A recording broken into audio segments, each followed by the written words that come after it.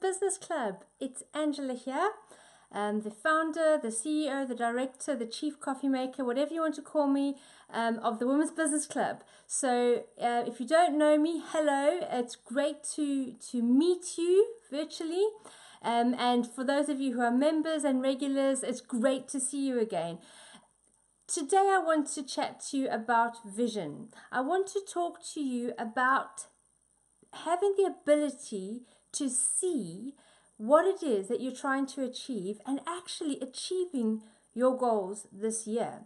It's fantastic when we start a brand new year. It's almost like a blank canvas, a clean slate, and we're full of life, hopefully, and energy and gusto, passion. Let's go and achieve our goals. We set a few goals or resolutions, but the year trickles over, and many times we don't even begin to achieve what we hoped we would achieve and end the year with a bit of a downer. Not always. I'm not saying it happens to everyone.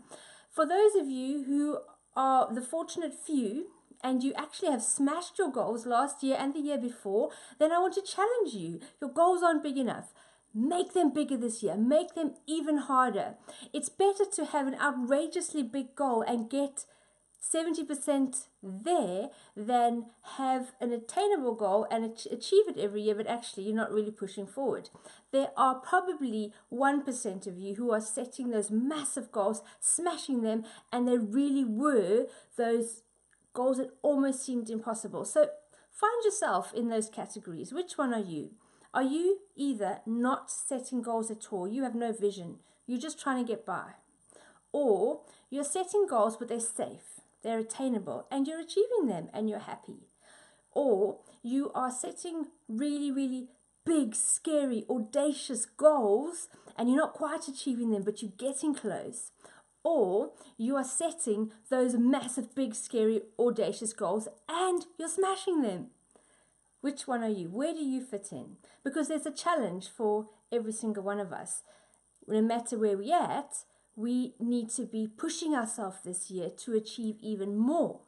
Now, more is a loaded word because more for some of you probably means doing less. It might mean that you pull back a little bit. It might be that you focus on different areas of life. More could be less for some of you. As I said, it's a loaded word. More for others of you could mean more activity. More of the right activity so that you get the results you want. Because more activity on its own could mean nothing. You could be doing more of the wrong activity. What's the point? You're just going to get more of the same results that you weren't happy with. So more. What does more mean to you this year? What do you want to see more of? What do you want to do more of? Think about it. More of what and why? But let's get back on track now. Vision. At the Women's Business Club, as you know, every month we have what we're calling chapters from this year. It's very exciting. We have launched what we're calling our success story, which is your success story, and we're going to work through it chapter by chapter each month. We are working through your success story chapter by chapter each month. And so that replaces what we used to call monthly themes, but it's along the same lines. So hop onto the website, womensbusiness.club/chapters, and have a look at what we have lined up for your success story for this year. We're going to be starting with chapter 1, and that's vision. Vision is essential. I believe that if you don't set your vision for the beginning of the year or the beginning of your journey or the beginning of your business, you could end up absolutely anywhere. And actually, you don't want to end up anywhere because who knows where that is. You want to end up exactly where you want to end up. You want to end up at the place that you dreamed about when you started your business or when you started working at this new company or when you got this new job. That's where you want to be. You don't want to be anywhere. So we need to be very strategic, very specific, and very focused. But I want to say to you in 2019, know what you want. There's no point having a vision because you think it's the right vision to have, or because this is what you've always done, or because this is what someone's telling you. Before you even set your vision this year, dig deep and know what you want. What do you want from your business? What do you want from your career? What do you want from life? It all needs to work together. Life isn't part job and then go home and start living. Life should be everything. Every minute of every day should be your life. It is your life. But are you allowing it to be? Are you achieving what you want? Or are you just going to work or sitting at your desk, running your business to get through the day so that you can have a little bit of spare time at the end of the day to do what you want or build the life you want? Let's merge everything together this year. Let's build our lives, and business is an aspect of life. So what do you want? Start with making a plan based on what you want. Think about it. A great way to figure out what you want, to get down to the real what you want, is to ask the question why. So if you say, for example, I want a new home this year, and I'm going to work very, very hard so I can achieve my new home, ask yourself why. Why do I want a new home? And then when you get that answer, ask yourself again why. Drill down to the real reason. Why do you really want a new home? Think about it. And at the end of asking yourself why 5 times, you should get down to the root, the real reason why. And that real reason might surprise you. You may want a new home because actually you just want peace and quiet. Or you may want a new home because you may want to raise your status in the community and get out of your falling down home where you're living now. You may want a new home because your needs have changed and you want to adapt your home according to your needs. Who knows why you want a new home? But get down to the real reason, because that's what you're going to be working for. That's your vision. Perhaps you want to make a difference in your community. What you want is, I want to make a difference. Get down to the why. Why do you want to make a difference? Why is it important to you? Knowing what you want is going to help you get what you want. But you need to know why you really want that. I really want to see businesswomen across the country flourishing and succeeding in their careers. I want to see them achieving things that they never dreamed possible.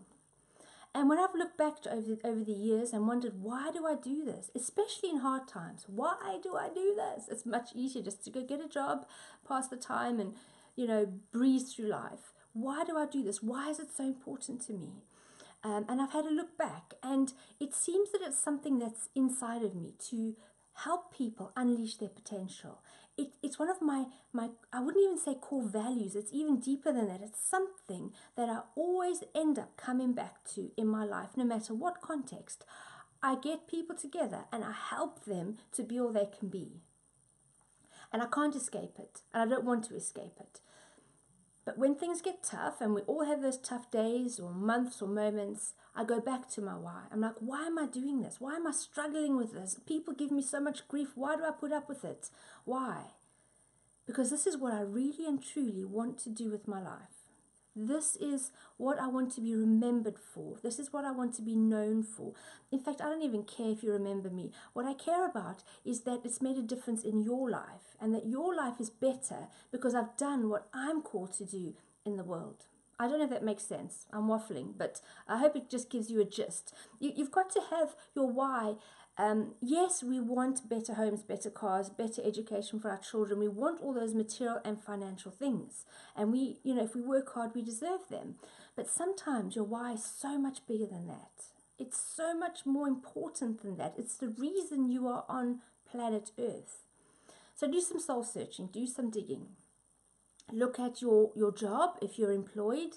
Look at, what do you want to achieve this year and why? Why is it important? Look at how you can achieve your calling, your life's purpose through your job. Make it a part of your life. Don't make it 8 hours of a day that you just have to waste to pay the bills, and then you can start living your life, because you're probably too tired when you get home to ever realize your full potential. So start looking at your life as a whole thing. Why do you want to achieve certain success in your job, in your business, in your life? And then that will be the thing that underpins everything you do this year. And not only, yes, it will underpin everything you do this year, but it will give it meaning. And sometimes we get really depressed or down or demotivated or discouraged, because there's no meaning to what we're doing. And we all actually need meaning. No matter what it is you're doing, you need meaning to it. And so dig down deep.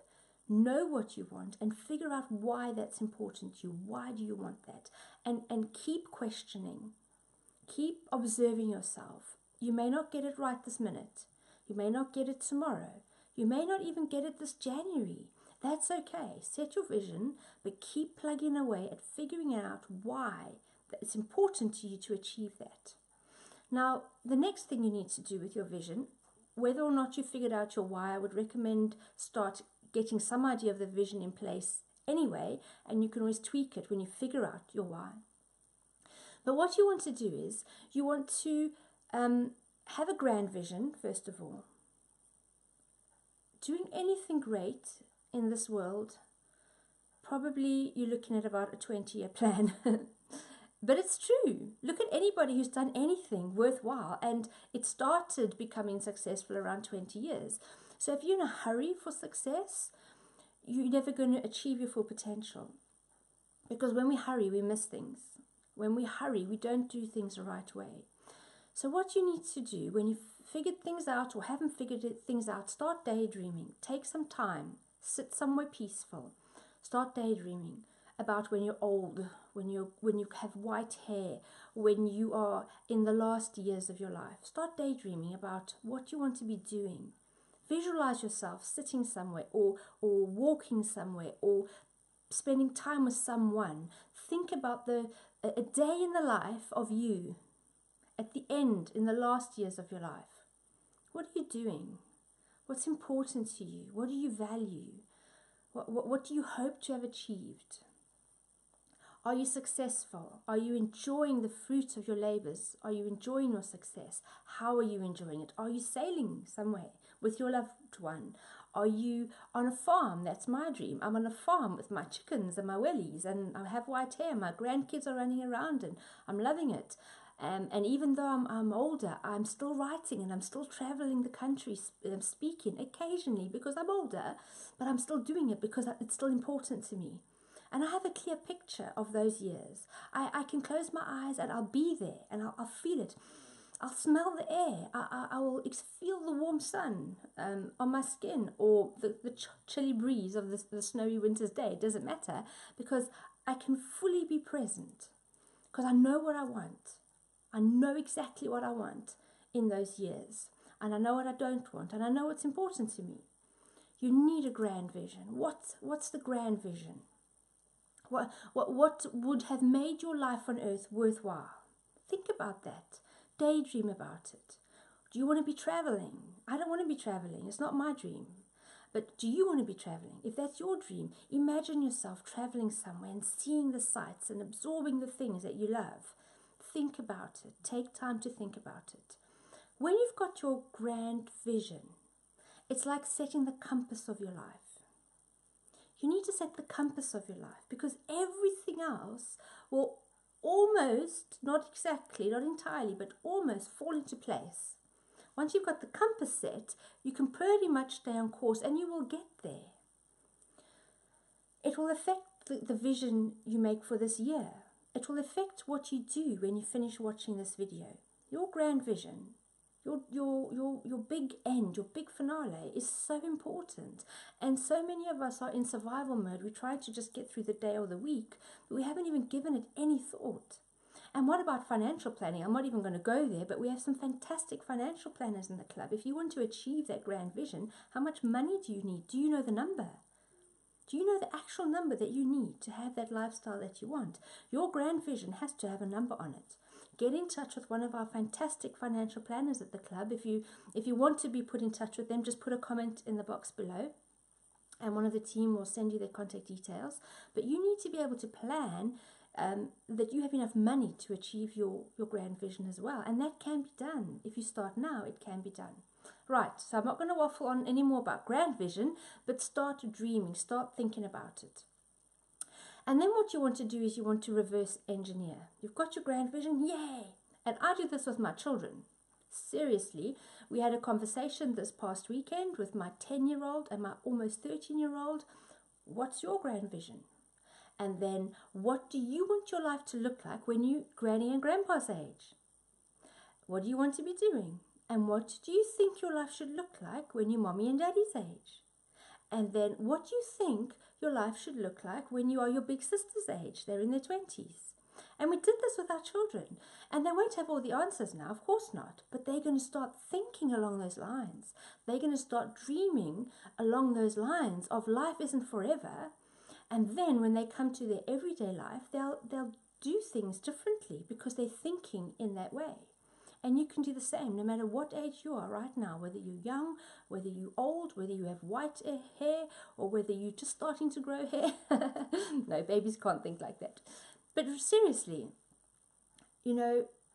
start thinking of the rest of your life. And where should you be at each stage?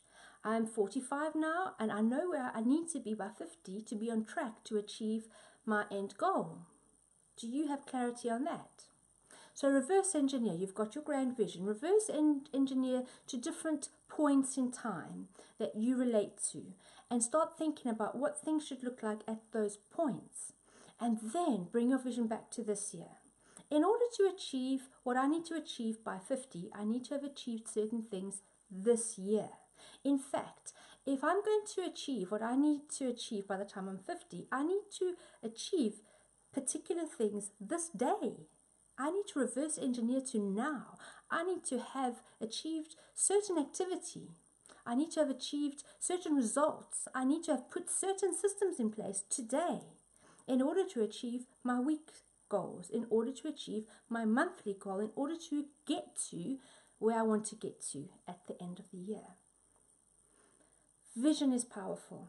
It's absolutely powerful. If you can start seeing your life in this way, it will change everything. And if you know your why, if you know why you're doing it, then it will keep you going through thick and thin, through every season, through every year of life. So set your grand vision. Now, in order to achieve what you want to achieve, you need to not only be able to see it when you close your eyes, you need to be able to feel it. Maybe feel the temperature of the room. You need to be able to smell it. What smells, what aromas, fragrances are there that are associated with this vision. You need to be able to taste it. What does it taste like? Whatever the case may be, you really need to be emotionally connected to this. It's proven, there's a lot of research done around this, that when you get the emotions connected to your definite vision, things happen. Are you that connected to your vision? Do you know what you want? Do you have a clue what you want? Or do you not have a clue what you want? No matter where you're at in your journey, if you're absolutely sure you know what you want, then this will resonate with you and you'll just tweak and fine-tune your plan. And if you don't have a clue what you want, then get started. Start thinking, start dreaming. Now, one of the biggest problems with us and our life and our vision and our success is that many of us give up at some point. We have a temporary defeat and we think, well, that's it. I'm no good at this, and we quit. Or things get hard and we quit. Or we run out of money and we quit. We always have an excuse for quitting. Always. Find me any time in your life when you've quit and tell me the excuse, because there was one. The people who truly succeed in this world, they don't quit because they don't have excuses. They change the way they think, they're committed, they're determined, they're emotionally connected to what they want, and they're going for it. And nothing's going to get in their way. I want to read you a story. I'm going to end off with a story, and I'm going to read it because I don't want to get it wrong. But let me read you a story. It's from the book Think and Grow Rich by Napoleon Hill. And I've been reading it as my holiday reading along with some other books. But this story really sums it up. So let me read it to you. It's called 3 Feet from Gold. One of the most common causes of failure is the habit of quitting when one is overtaken by temporary defeat. Every person is guilty of this mistake at one time or another. An uncle of R.U. Darby was caught by the gold fever in the gold rush days and went west to dig and grow rich. He had never heard that more gold has been mined from the brains of men than has ever been taken from earth. He staked a claim and went to work with pick and shovel. This going was hard, but his lust for gold was definite. After weeks of labour, he was rewarded by the discovery of the shining ore. He needed machinery to bring the ore to the surface. Quietly, he covered up the mine, retraced his footsteps to his home in Williamsburg, Maryland, told his relatives and a few neighbors of the strike. They got together money for the needed machinery that it had shipped. The uncle and Darby went back to work the mine. The first car of ore was mined and shipped to a smelter. The returns proved that one of the richest mines in Colorado. A few more cars of that ore would clear the debts. Then would come the big killing in profits. Down went the drills, up went the hopes of Darby and Uncle. Then something happened. The vein of gold ore disappeared. They had come to the end of the rainbow and the pot of gold was no longer there. They drilled on, desperately trying to pick up the vein again, all to no avail. Finally, they decided to quit. They sold the machinery to a junk man for a few $100s and took the train back home. Some junk men are dumb, but not this one. Some junk men are dumb. Sorry, I accentuated in the wrong place there. Some junk men are dumb, but not this one. He called in a mining engineer to look at the mine and do a little calculating. The engineer advised that the project had failed because the owners were not familiar with the fault lines. His calculations showed that the vein would be found just 3 feet from where the Darbys had stopped drilling. That is exactly where it was found. The junk man took millions of dollars in ore from the mine because he knew enough to seek expert counsel before giving up. Most of the money which went into the machinery was procured through the efforts of R.U. Darby, who was then a very young man. The money came from his relatives and neighbors because of their faith in him. He paid back every dollar of it, although he was years in doing so. Long afterwards, Mr. Darby recouped his losses many times over when he made the discovery that the desire can be transmuted into gold. The discovery came after he went into business of selling life insurance. Remembering that he lost a huge fortune because he stopped 3 feet from gold, Darby profited by the experience in his chosen work by the simple method of saying to himself, I stopped 3 feet from gold, but I will never stop because men say no when I ask them to buy insurance. Now, I wonder if that's you. Have you considered stopping, quitting, but you're actually just 3 feet from gold? How will you know? You won't know if you don't keep going and keep going and keep going. Your breakthrough could be coming this year. So make a decision. Know what you want. Set your vision. Do your reverse engineering. Make a plan and then stick to it. If you run out of money, ask, how can I get the money I need? Don't say, oh, well, I've run out of money. If you don't have the expertise you need, ask, how can I get the expertise I need? Or even better, who has the expertise I need so that I can pick their brains, so that I can maybe spend time with them and learn from them? There's so much more I can say, but as you heard, the doorbell rang, so I need to shoot off. But it was lovely to see you all today. Happy New Year. Have a fantastic and successful 2019. And please leave your comments or questions below, and I'll jump on in a bit, get back to you, and support you in your business as best I can this year. So thanks so much for watching.